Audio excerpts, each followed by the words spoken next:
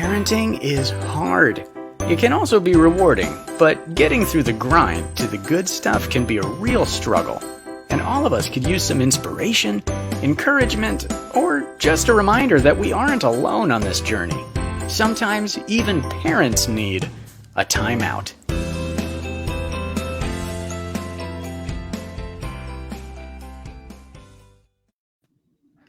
Hi, welcome to Parents Time Out. I'm Kim Botto. I'm a mom and a grandma, and I also lead kids and students at Crossroads. And this is the time during the week where we just take a big, deep breath as parents, and we have a seat and we gather here to just learn from one another. And one statistic I came across this week was that 80% of what our kids learn is from us. So that means that there's an increased likelihood that they're going to inherit our fears and anxieties, our beliefs and our biases. So let's talk about that. Let's talk about what we're teaching the kids. And I'm so excited that tonight, we had Chuck Mingo with us 5 weeks ago. And Chuck, you were fantastic. And Chuck got so many of his sentences started with, well, Maria says, or Maria does. So this week we said, we're going to have Chuck and Maria. So it's Chuck and Maria Mingo. Chuck is a teaching pastor at Crossroads. Mia is his wife. They have 3 precious children, ages, 6 to 11? Is that right? Yep. Yeah, 6 to 11. Mm-hmm. So we're glad you're here. And if you're watching, we'd love to know that you're here. You can just comment. Let us know where you're watching from. And if you have any questions for Chuck and Maria, go ahead and put those in the comments too. And while we're waiting for people to hop on, in the midst of the world right now, I hate to be a Debbie Downer right now, but there's a lot of hopelessness. There's a lot of stuff going on in our nation that doesn't bring a lot of joy. So Chuck and Maria, in the midst of the world that we're living in now, where do you find hope? Yeah, well, first of all, thank you, Kim, for having us on tonight. And you're right. Most of my sentences last time started with Maria said. So let's just cut out the middleman and bring the expert right here. But you're right. I mean, it's a heavy and challenging time in our country. But I will tell you, the place where I'm finding hope is if I think about the posture of many people weeks and weeks ago when it came to race. I think people had a tendency to lean out. And the thing that's given me hope is whether they have all the answers or not, whether they're wrestling with their emotions around it or not, people seem to be leaning in large numbers. And that includes parents. And so that's given me hope. Yes, I agree. In the fact that I'm having conversations with friends about topics that we've never talked about, because there's always been this underlying fear or anxiety about either saying the wrong thing, not saying the wrong, the right thing. So just the door has been opened, and it's amazing. Yeah. Where people are just they're not as worried about saying the right or the wrong thing, and they're just entering into conversations. Yes, friends. We're talking about friends. Yeah, that they feel comfortable. Right. It's a safe space in order to talk about things like that. And so I'm like, and I kind of preface it. You're not going to say anything that's going to hurt my feelings, because I want you to know you can ask me anything or say anything, and then we'll go from there. Mm-hmm. Yeah, and that's great, because in the context of friendship and relationship, we can do that. Absolutely. Yes. Absolutely. That's good. Mm-hmm. So Chuck and Maria, for people who don't know you two, why don't you tell us a little bit about yourselves and your family? Sure. So Maria and I have been married for 18 years.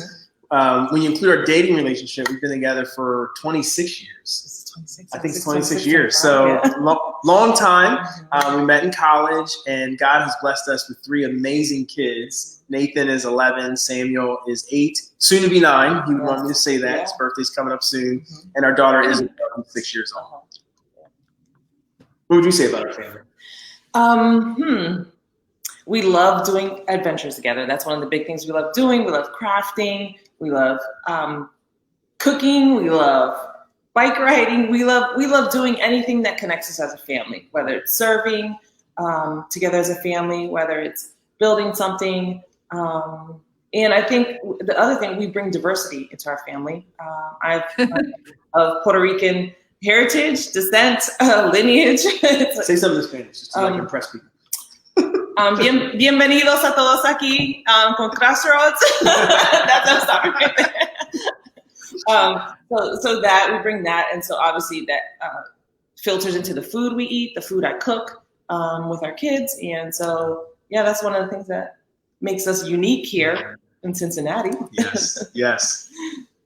Yeah, where we come from dictates a lot of things about the way we live, Totally. including what we eat. Totally. So, that's right. Well, as we get into this, if anybody has any questions, go ahead and put them on here. And then also, Sesame Street did a survey of parents, and this was before, this was back in late 2019. And they said that, for one, parents just don't talk to kids about race very much at all. And there's a disparity in Black parents, how much they talk versus white parents. 22% of Black parents discuss race often. Only 6% of white parents discuss race often. And I know, Maria, in talking to you weave conversations about race throughout many discussions with your kids. So teach us, how do you do that? Well, I was saying earlier, it just is. It's something that we've always talked about. And I try to filter the things that we watch, the things that we do, the things that we read through that lens. Growing up not too long ago when I was a little girl, I remember going into a store and only seeing white dolls. And if they had one Black doll, she was just the white doll painted or colored Black. There were no different facial features, no hair texture. It was straight hair. And, when I go in the store today, there are multicultural dolls. It just runs the gamut, which just makes my heart so happy to be able to give that to my kids when they go to the store, that they don't have to have that fear, that sense of where am I represented, because they are represented. So I think did I answer the question? Yeah, and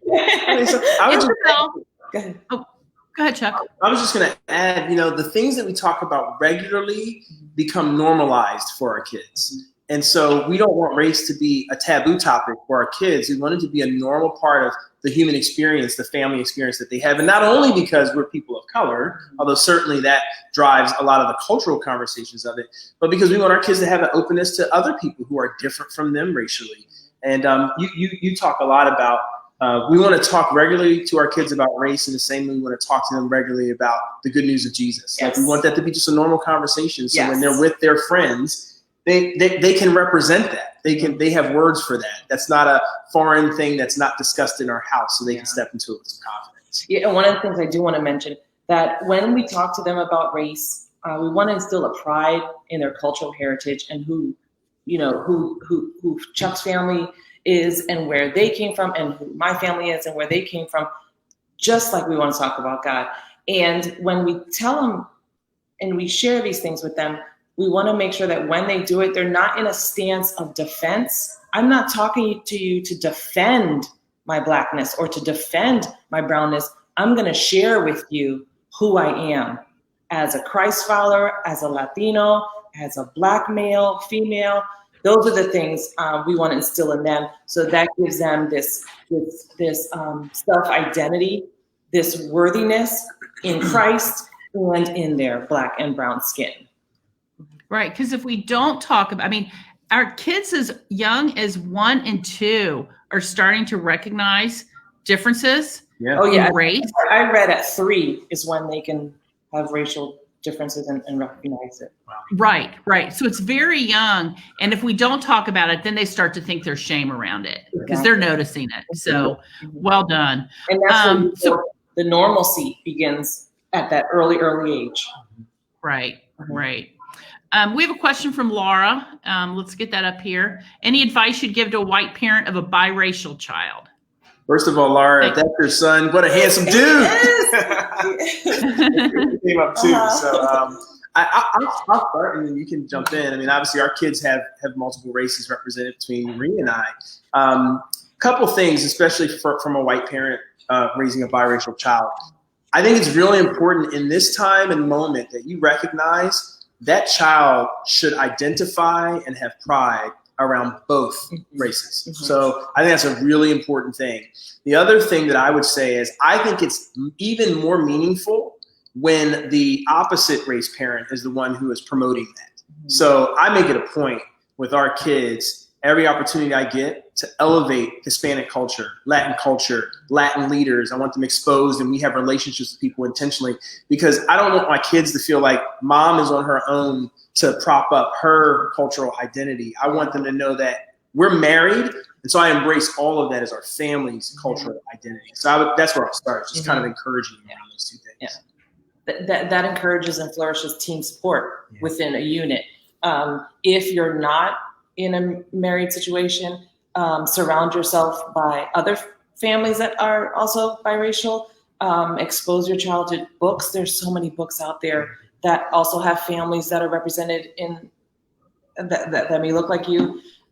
That's one of the other ways, just to normalize it. You know, when I was sharing with someone, you know, when you read a book to your child, because Black books have been selling out like hotcakes, which I'm like, hallelujah. They are selling out like hotcakes. But what I want parents to know is that when you read these books and you'll notice, look at this daddy playing with this little girl, just like your daddy plays with you. Don't focus on, look at this Black daddy playing with this Black little girl with little Black dolls. Like that's not normalizing it. You're making a separation between the two. That's a dad like you have in this house. This is a little girl just like you are, and then they can actually put themselves in their shoes. That's good. Yes, point out the similarities rather than focusing on the differences. Here's a question from Abby. So we keep saying we need to start the conversation early, but what should we be doing? And she's talking particularly with a 1 and a 2-year-old. Yeah. Okay. Dolls. So introduce it through play with toys. There's all sorts of things that you can buy out there now. That there's puzzles that are, of Asian background, Latino background, Black. You can find them. They're really out there. You can just Google search it. Take them to restaurants that you've never been to. I mentioned there was an Ethiopian restaurant we went to, and you had to eat with your hands because they had this special bread. But they did have utensils for those that are not, didn't feel safe to do it. But do something like that. Infuse culture through food, through sights, through sounds, through literature, through music, and you can do all of that with early child. I used to have this CD series of music. It was Babies something, but they had babies of Mozart, babies of Bob Marley, babies of like all babies Latin music, and so you could start very early, and it will become so normal for them, so that they'll find other things to fill those gaps. Yeah, and the nice thing now at the libraries, for the libraries that are open, books with diverse characters in them are up on the shelf, easy to grab. We went in the other day, and they're all at the top. So, Abby, you don't even have to work very hard to find them. You can just go in and look at the books on the top, and they have a lot of them out there. That's good. So one of the things, we hear where parents will say, I just want to raise my kids to be colorblind. And I know that there's a better way. How do we do that? Yeah. You start. First of all, I think people who would say that often, I think, have good intent. And so I just want to recognize that. Bad strategy, though. Really, really bad strategy. And here's why. Because, and I think about it from a spiritual perspective. God is an incredibly creative designer. And it is clear to me that everything God has made that is different, he wants to be celebrated in that difference. And we read that in the scriptures, the beauty of the diversity of the body of Christ, the fact that we all have different gifts and all of those things. And so I think colorblindness is a shortcut. And unfortunately, it's a shortcut that causes you to miss out on the beauty of the diversity of culture. My life is richer because of my friends who have different cultures and races than me, fully living into and expressing their cultures and races that are different from me. And so I think think about it as it's a missed opportunity to raise your child to be colorblind when you can actually raise them to be. I love Melody Hobson has a great TED Talk. She says, raise them to be color brave. Have your child be color brave and be brave and bold about stepping into and celebrating the racial diversity that is around us. I was listening to this podcast. It's called 3 and 30. And this mom leads it. It's 30 minutes long. And she always leaves you with 3 takeaways. And she'll have guest speakers on. So she had this guest speaker on. And she just explained it, I think, magnificently. She said, when you're talking about color to a child, talk about it in a scientific perspective and talk about the melanin. I have melanin in my skin, more melanin than Miss Kim. But Chuck has a lot more melanin than I do. It's the same skin. It's just the pigmentation, the melanin is different. And when you talk about it in a scientific way, that way, I think you're normalizing that skin tone comes in various shades.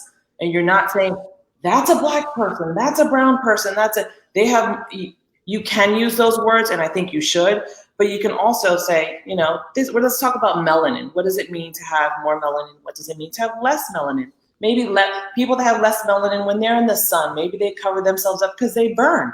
Maybe people that have more melanin don't have to cover themselves up. Like those sorts of things to normalize, again, skin tone, because you have to see it. It's beautiful. So. She's really good. I'm taking notes on my wife over here. I hope you guys are doing it. It's good stuff. Good. And I just want to make a note because I had a dear friend, love him. Brown people do burn, just so you know. Brown people can burn.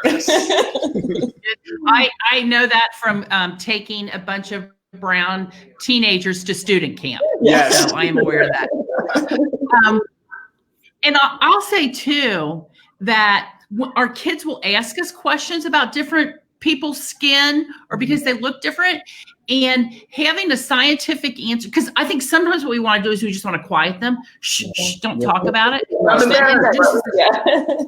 Yeah. It introduces the shame, and they think they shouldn't be noticing it. So I think having a scientific way to answer it is really helpful. Yeah. I also want to, Beth Peary, who's our producer in this, she just said, babies actually start having a race preference by the age of 3 months. Wow. So we want to start exposing them early to the differences and talking about it. So thanks for that. Okay, here's a question from Ashley. Mm-hmm. How much detail would you give an 8-year-old on situations such as George Floyd? Yeah. Oh, God. I want to be honest with us, Karen. So that was that hit home for us. Yeah.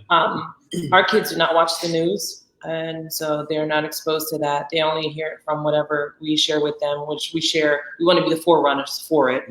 Mm-hmm. So we'll tell them just a brief kind of synopsis on what happened, but not the specific details. But God will always present a situation like he did with me. I'm in the car with our oldest, and we're driving, and we started. He's 11. So you can kind of share with an 8-year-old what I'm about to share. We're driving and we're talking about protests and what does that look like? What do positive protests look like? What do negative protests look like? And we're driving through Madeira, which is predominantly white neighborhood. And to my right, as we get to the corner there, where I think it's the library and the firehouse, there were at least 100 or some people kneeling, protesting. And I was at the light and we're looking at them, and I said, Nathan, here's an example of a protest. And someone had a sign that said, I can't breathe. And he asks me, and it took everything in me. I'm surprised I'm composed right now, because when I shared this, I was bawling.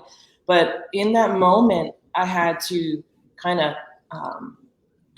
trunk my emotions and my feelings so that I can get out to him what I wanted to say and what I wanted him to hear. And so then I told him, Nathan, this is what happened.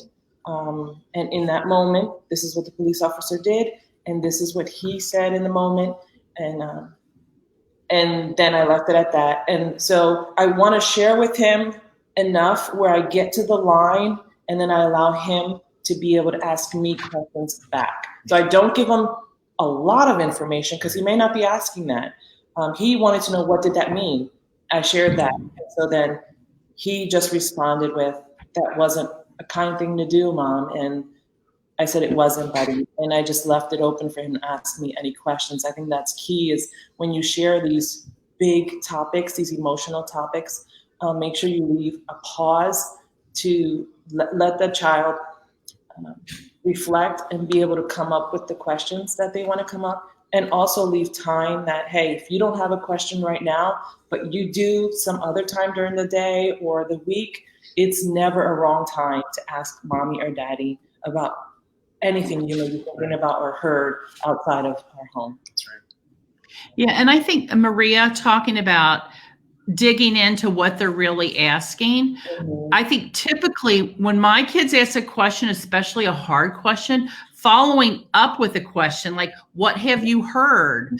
Or, hey, was there something that happened that made you ask that question? That enables us, for one, it gives us a minute to kind of take a breath. And then it enables us to answer what they're really looking for.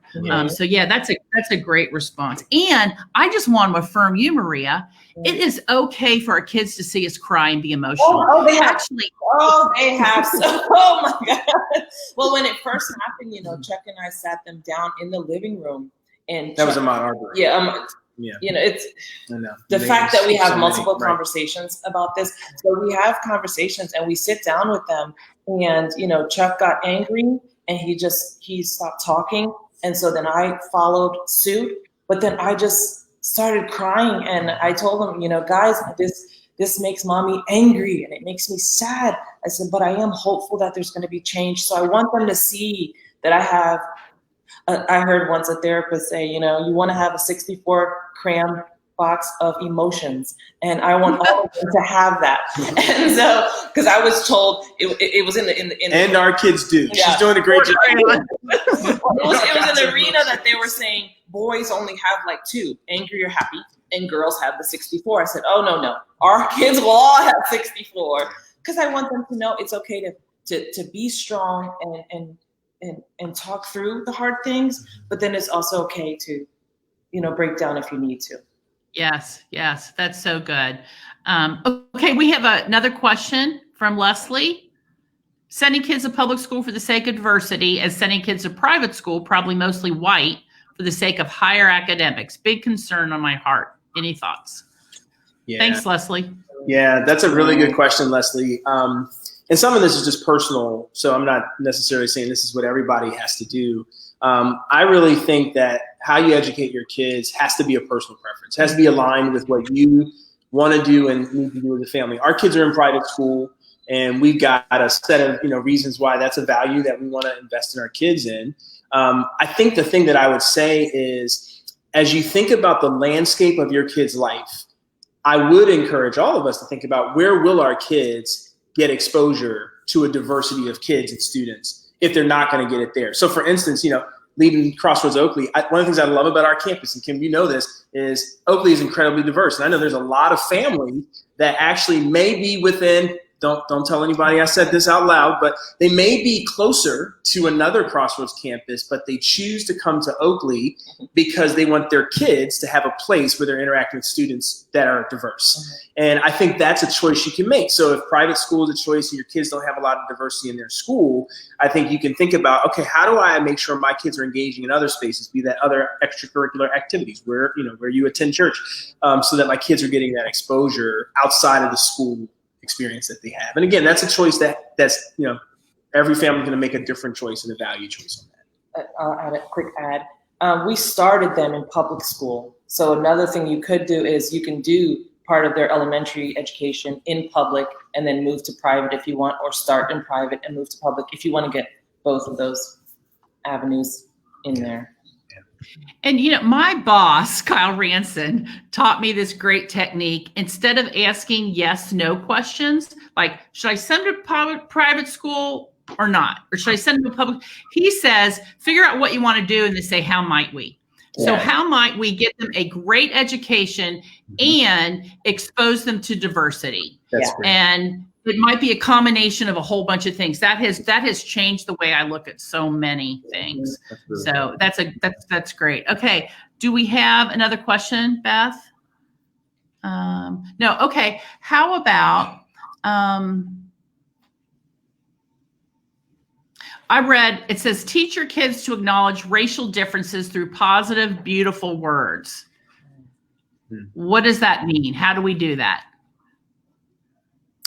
Yeah, I think for me, it goes back to celebrating difference, celebrating diversity, and using words. I love, what Maria said around melanin. Like when you use positive words, scientific words, where it's not only negative words, I think that helps our kids positively associate race with, race is a difference that people have, and there can be really rich and beautiful things I can experience through those differences. I think those are things. And I do think that this is one that goes back to the core of, one of the things I mean, we agree on this. I want my kids to know, regardless of what they look like on the outside, there is a God who says they are worth dying for, right? That they are fearfully and wonderfully made. So speaking words of identity and truth over our kids is a powerful, you can think about it as a multi-tool. It's a multi-tool that sets them up to have positive, affirming views about all of the things that are a part of how God has made them.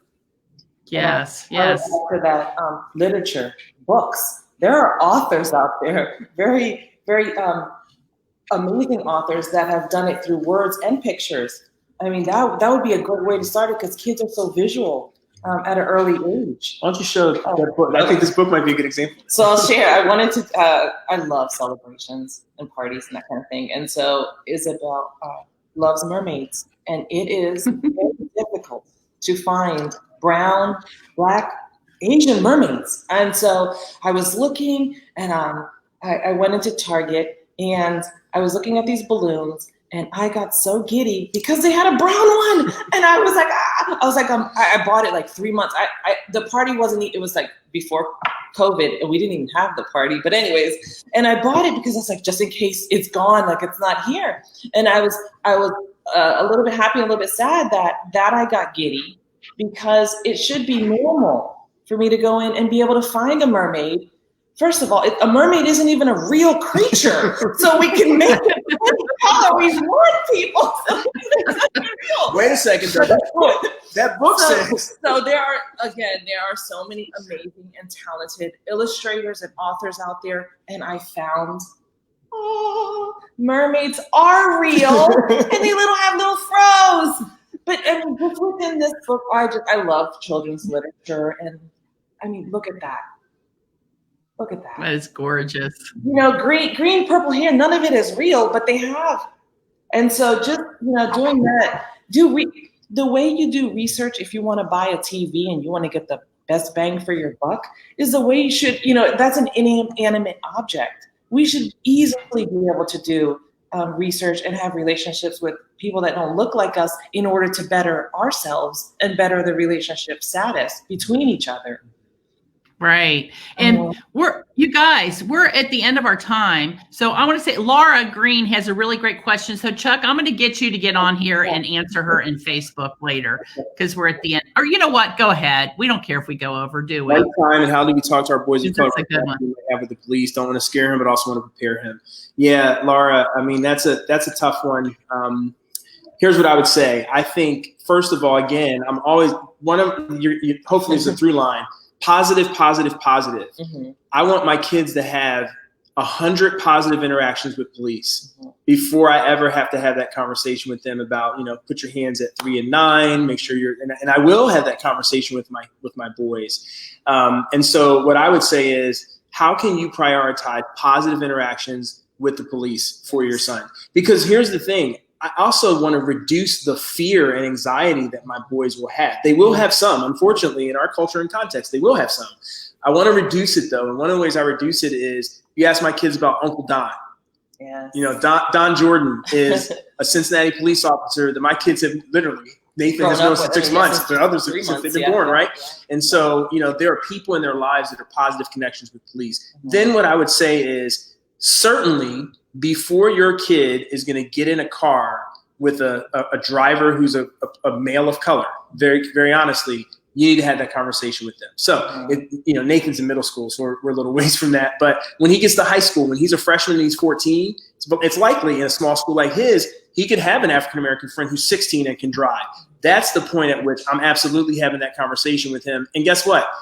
You can call me overprotective. I'm going to have it with the 16-year-old guy that's driving too, because I want to know how he's been taught to engage with police to make sure it's consistent for the sake of caring for my boys. So that's what I would say. I mean, I don't think that's an 8-year-old conversation. I think that's a conversation as they start to move closer to being in that situation, either as a passenger or a driver. That's how I think about it. That's so good. That's really good about promoting positive relationships with the police at an early age too. That's great. Okay, so that's gonna be the last question we take. As we close up, Maria and Chuck, do you have any closing thoughts you'd like to share? You want to think about it? I just have an encouragement. Yeah. If you're listening to this and you are sitting and engaging with these questions, asking them, considering them, you're the reason that we have hope. And I know I can speak for Maria in saying that. Just keep asking the questions, keep leaning in.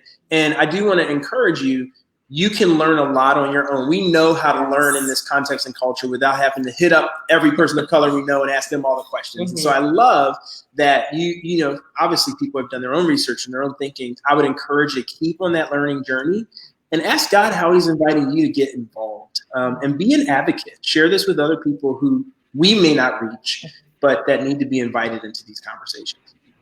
And I'm talking about educating yourself. Latasha Morrison wrote Be the Bridge, and she has a website that's so good, bethebridge.com. All kinds of amazing resources. 16 tips for bridge building for white people. So good. But anyway, she said, and Maria, I'd like you to respond to this. Her quote is, I believe that real beauty can come from the ashes of our country's history with racism, but the family of God must first acknowledge the ashes. Without looking back, without understanding the truth of our country's history, it's difficult to move forward in healthy ways. So Maria, how do we help our kids acknowledge the ashes? So, you know, I'm a big literacy pusher.